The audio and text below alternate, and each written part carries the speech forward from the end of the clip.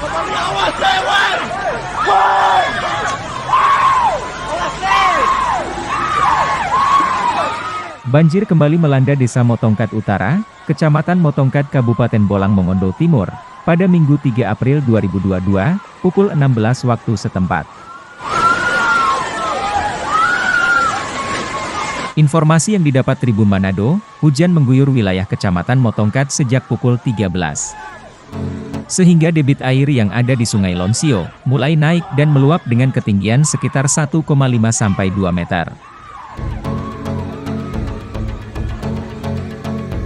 Akibat dari meluapnya Sungai Lonsio, beberapa rumah warga terendam banjir.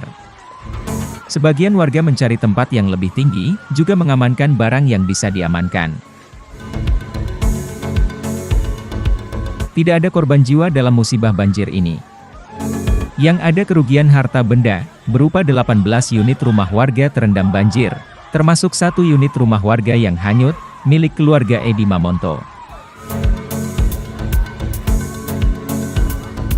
Adapun rumah yang terendam banjir, berada di pinggiran Sungai Lonsio, yang mudah digerus air saat terjadi banjir.